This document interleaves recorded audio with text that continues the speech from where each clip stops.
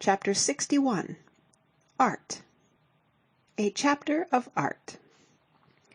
When a baby is perfectly healthy, and has had enough to eat, and has slept all it wants, then it hums a little tune to show how happy it is. To grown-ups this humming means nothing. It sounds like goo-zum, goo. But to the baby it is perfect music. It is his first contribution to art. As soon as he or she gets a little older and is able to sit up, the period of mud pie making begins. These mud pies do not interest the outside world. There are too many million babies making too many million mud pies at the same time. But to the small infant they represent another expedition into the pleasant realm of art. The baby is now a sculptor. At the age of 3 or 4, when the hands begin to obey the brain, the child becomes a painter. His fond mother gives him a box of colored chalks, and every loose bit of paper is rapidly covered with strange pot-hooks and scrawls, which represent houses and horses and terrible naval battles. Soon, however, this happiness of just making things comes to an end. School begins, and the greater part of the day is filled up with work. The business of living, or rather the business of making a living, becomes the most important event in the life of every boy and girl. There is little time left for art between learning the tables of multiplication and the past participles of the irregular French verbs. And unless the desire for making certain things for the mere pleasure of creating them without any hope of a practical return be very strong, the child grows into manhood and forgets that the first 5 years of his life were mainly devoted to art. Nations are not different from children. As soon as the cave man had escaped the threatening dangers of the long and shivering ice period, and had put his house in order, he began to make certain things which he thought beautiful, although they were of no earthly use to him in his fight with the wild animals of the jungle. He covered the walls of his grotto with pictures of the elephants and the deer which he hunted, and out of a piece of stone he hacked the rough figures of those women he thought most attractive. As soon as the Egyptians and the Babylonians and the Persians and all the other people of the East had founded their little countries along the Nile and the Euphrates, they began to build magnificent palaces for their kings, invented bright pieces of jewelry for their women, and planted gardens which sang happy songs of color with their many bright flowers. Our own ancestors, the wandering nomads from the distant Asiatic prairies, enjoying a free and easy existence as fighters and hunters, composed songs which celebrated the mighty deeds of their great leaders, and invented a form of poetry which has survived until our own day. 1,000 years later, when they had established themselves on the Greek mainland, and had built their city-states, they expressed their joy and their sorrows in magnificent temples, in statues, in comedies and in tragedies, and in every conceivable form of art. The Romans, like their Carthaginian rivals, were too busy administering other people and making money to have much love for useless and unprofitable adventures of the spirit. They conquered the world and built roads and bridges, but they borrowed their art wholesale from the Greeks. They invented certain practical forms of architecture which answered the demands of their day and age. But their statues and their histories and their mosaics and their poems were mere Latin imitations of Greek originals. Without that vague and hard-to-define something which the world calls personality, there can be no art, and the Roman world distrusted that particular sort of personality.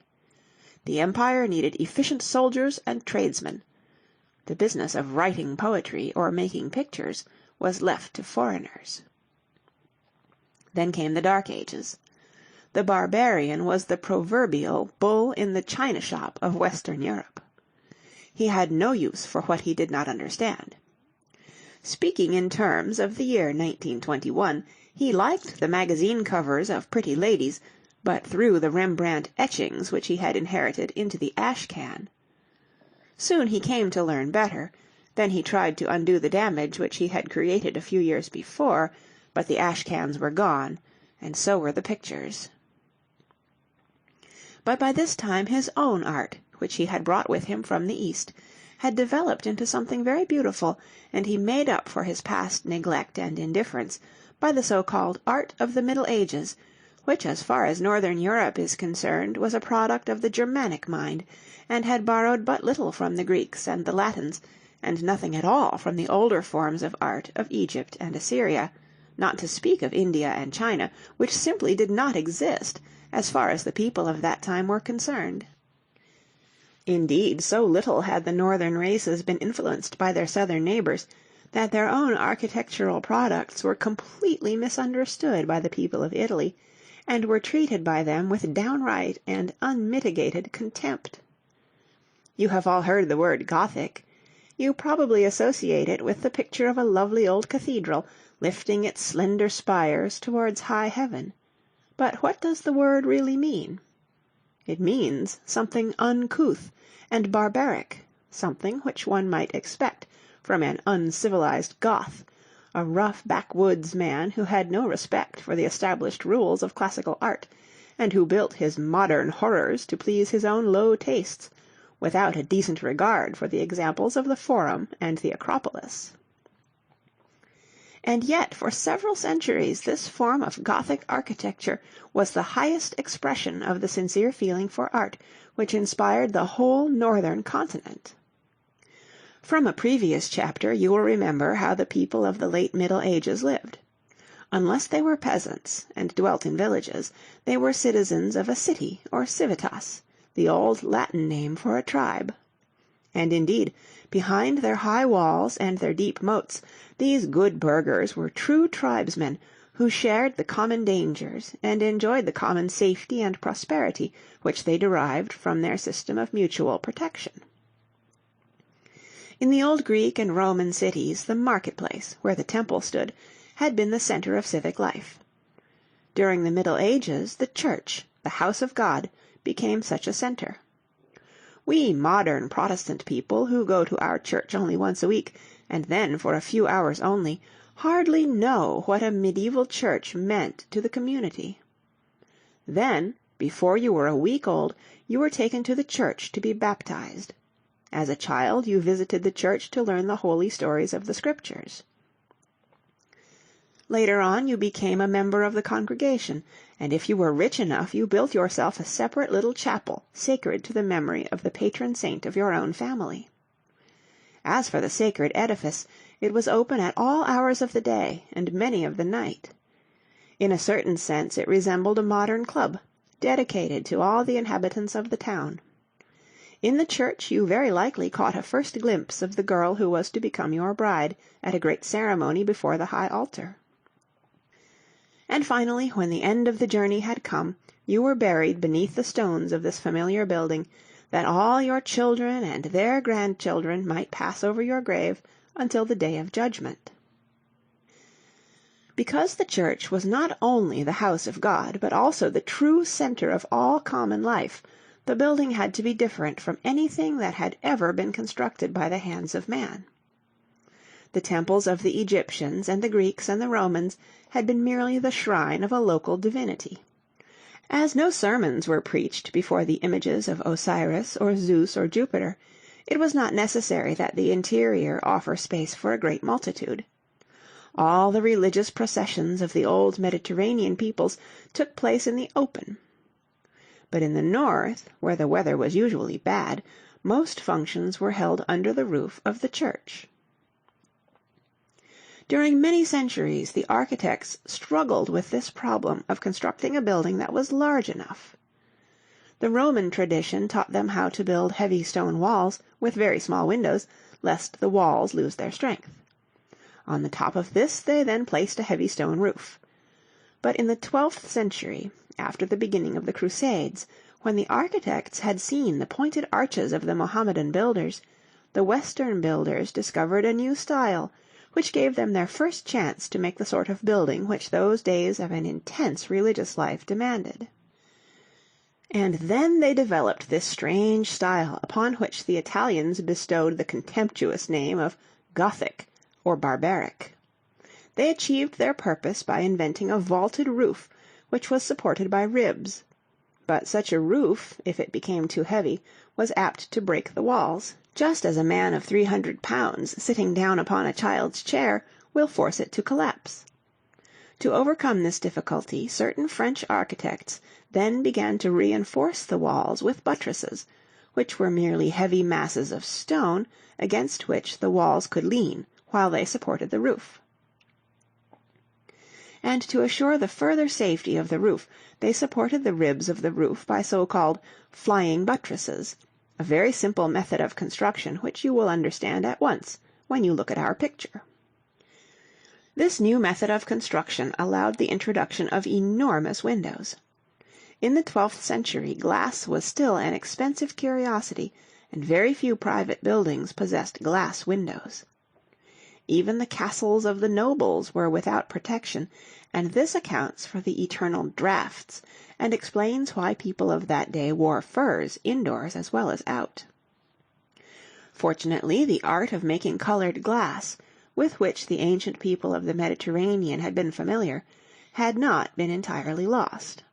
There was a revival of stained glass making, and soon the windows of the Gothic churches told the stories of the Holy Book in little bits of brilliantly colored window-pane, which were caught in a long framework of lead. Behold, therefore, the new and glorious house of God, filled with an eager multitude, living its religion as no people have ever done either before or since. Nothing is considered too good or too costly or too wondrous for this house of God and home of man. The sculptors, who since the destruction of the Roman Empire have been out of employment, haltingly return to their noble art. Portals and pillars and buttresses and cornices are all covered with carven images of our Lord and the blessed saints. The embroiderers, too, are set to work to make tapestries for the walls. The jewelers offer their highest art, that the shrine of the altar may be worthy of complete adoration. Even the painter does his best. Poor man, he is greatly handicapped by lack of a suitable medium. And thereby hangs a story. The Romans of the early Christian period had covered the floors and the walls of their temples and houses with mosaics, pictures made of colored bits of glass. But this art had been exceedingly difficult. It gave the painter no chance to express all he wanted to say, as all children know who have ever tried to make figures out of colored blocks of wood. The art of mosaic painting therefore died out during the late Middle Ages, except in Russia, where the Byzantine mosaic painters had found a refuge after the fall of Constantinople, and continued to ornament the walls of the Orthodox churches until the day of the Bolsheviki, when there was an end to the building of churches. Of course, the medieval painter could mix his colors with the water of the wet plaster, which was put upon the walls of the churches. This method of painting upon fresh plaster, which was generally called fresco or fresh painting, was very popular for many centuries. To-day it is as rare as the art of painting miniatures in manuscripts, and among the hundreds of artists of our modern cities, there is perhaps one who can handle this medium successfully.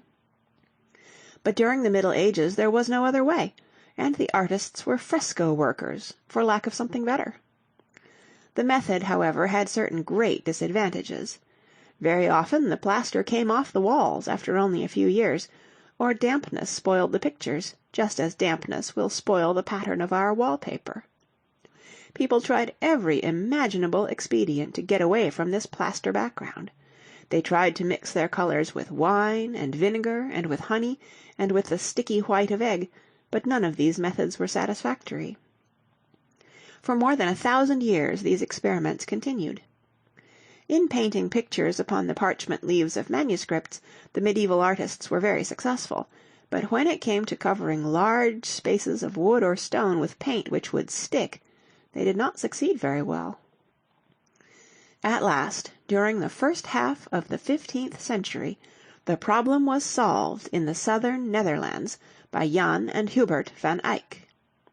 The famous Flemish brothers mixed their paint with specially prepared oils, and this allowed them to use wood and canvas or stone or anything else as a background for their pictures.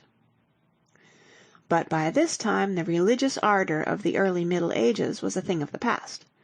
the rich burghers of the cities were succeeding the bishops as patrons of the arts. And as art invariably follows the full dinner pail, the artists now began to work for these worldly employers, and painted pictures for kings, for grand dukes, and for rich bankers. Within a very short time the new method of painting with oil spread through Europe, and in every country there developed a school of special painting which showed the characteristic tastes of the people for whom these portraits and landscapes were made. In Spain, for example, Velázquez painted court dwarfs and the weavers of the royal tapestry factories, and all sorts of persons and subjects connected with the king and his court. But in Holland, Rembrandt and Frans Hals and Vermeer painted the barnyard of the merchant's house, and they painted his rather dowdy wife, and his healthy but bumptious children, and the ships which had brought him his wealth. In Italy, on the other hand, where the Pope remained the largest patron of the arts, Michelangelo and Correggio continued to paint Madonnas and saints, while in England, where the aristocracy was very rich and powerful, and in France, where the kings had become uppermost in the state, the artists painted distinguished gentlemen who were members of the government, and very lovely ladies who were friends of His Majesty. The great change in painting, which came about with the neglect of the old church and the rise of a new class in society, was reflected in all other forms of art. The invention of printing had made it possible for authors to win fame and reputation by writing books for the multitudes. In this way arose the profession of the novelist and the illustrator. But the people who had money enough to buy the new books were not the sort who liked to sit at home of nights, looking at the ceiling, or just sitting. They wanted to be amused. The few minstrels of the Middle Ages were not sufficient to cover the demand for entertainment. For the first time since the early Greek city-states of 2,000 years before, the professional playwright had a chance to ply his trade. The Middle Ages had known the theatre merely as part of certain church celebrations. The tragedies of the 13th and 14th centuries had told the story of the suffering of our Lord. But during the 16th century the worldly theatre made its reappearance. It is true that, at first, the position of the professional playwright and actor was not a very high one. William Shakespeare was regarded as a sort of circus fellow who amused his neighbours with his tragedies and comedies. But when he died in the year 1616, he had begun to enjoy the respect of his neighbours, and actors were no longer subjects of police supervision. William's contemporary, Lope de Vega, the incredible Spaniard who wrote no less than 1,800 worldly and 400 religious plays, was a person of rank who received the papal approval upon his work. A century later, Molière, the Frenchman, was deemed worthy of the companionship of none less than King Louis XIV. Since then the theatre has enjoyed an ever-increasing affection on the part of the people. Today a theatre is part of every well-regulated city, and the silent drama of the movies has penetrated to the tiniest of our prairie hamlets. Another art, however, was to become the most popular of all. That was music. Most of the old art forms demanded a great deal of technical skill. It takes years and years of practice before our clumsy hand is able to follow the commands of the brain and reproduce our vision upon canvas or in marble. It takes a lifetime to learn how to act or how to write a good novel. And it takes a great deal of training on the part of the public to appreciate the best in painting and writing and sculpture. But almost anyone, not entirely tone-deaf, can follow a tune, and almost everybody can get enjoyment out of some sort of music. The Middle Ages had heard a little music, but it had been entirely the music of the Church. The holy chants were subject to very severe laws of rhythm and harmony, and soon these became monotonous. Besides, they could not well be sung in the street or in the market-place. The Renaissance changed this. Music once more came into its own as the best friend of man, both in his happiness and in his sorrows. The Egyptians and the Babylonians and the ancient Jews had all been great lovers of music. They had even combined different instruments into regular orchestras, but the Greeks had frowned upon this barbaric foreign noise. They liked to hear a man recite the stately poetry of Homer and Pindar. They allowed him to accompany himself upon the lyre, the poorest of all stringed instruments. That was as far as anyone could go without incurring the risk of popular disapproval. The Romans, on the other hand, had loved orchestral music at their dinners and parties, and they had invented most of the instruments which, in very modified form, we use today. The early church had despised this music, which smacked too much of the wicked pagan world which had just been destroyed.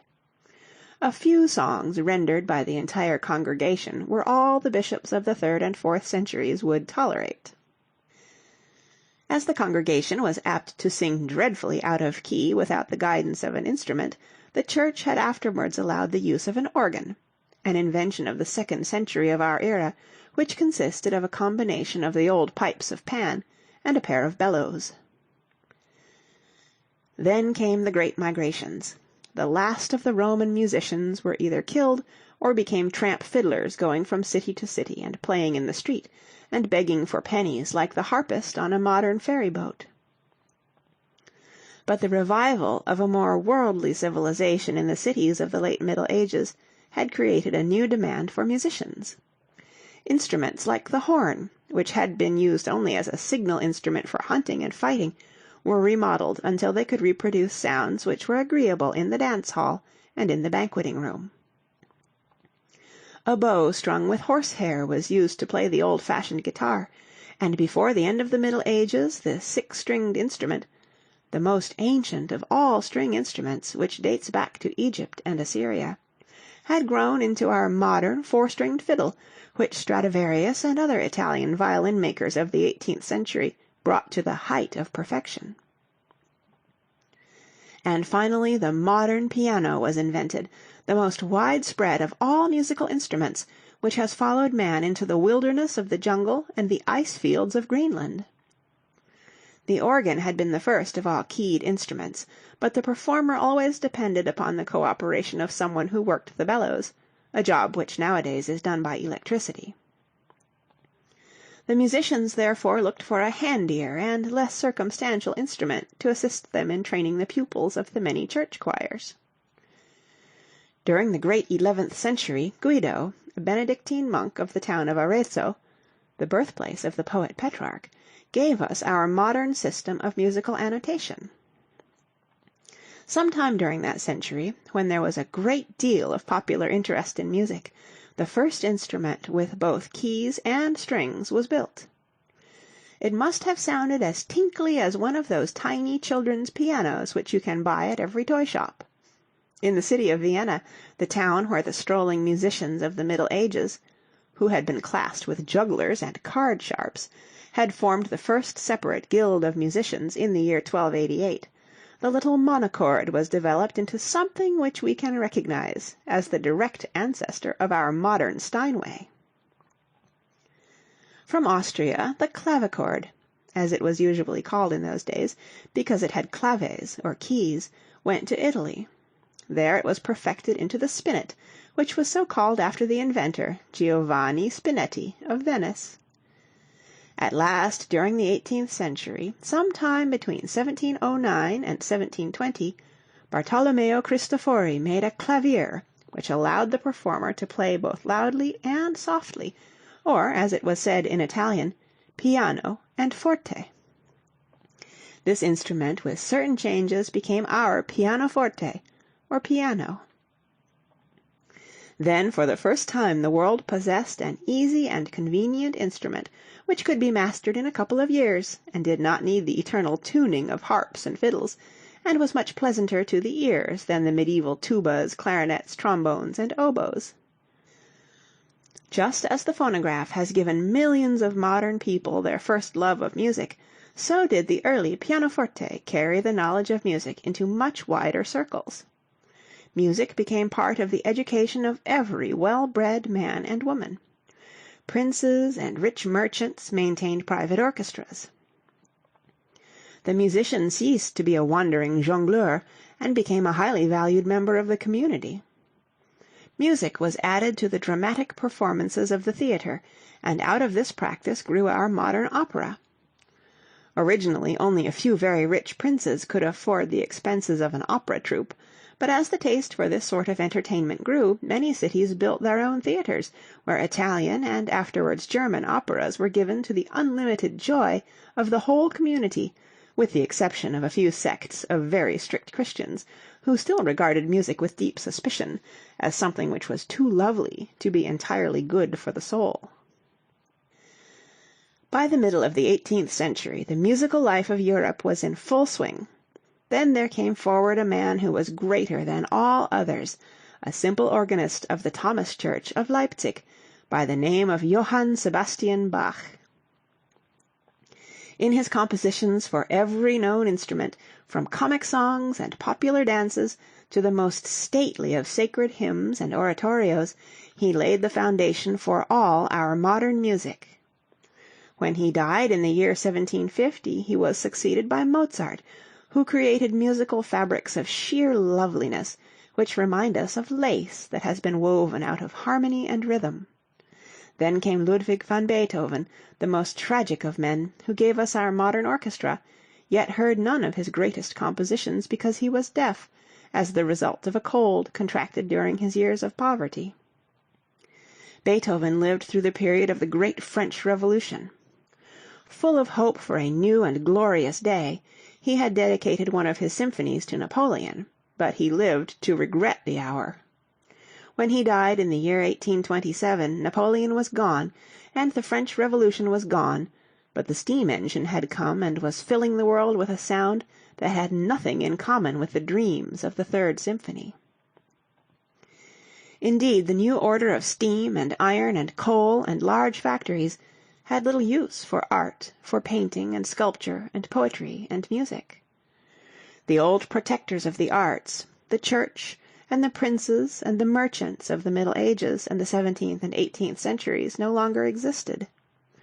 The leaders of the new industrial world were too busy, and had too little education to bother about etchings and sonatas and bits of carved ivory, not to speak of the men who created those things, and who were of no practical use to the community in which they lived.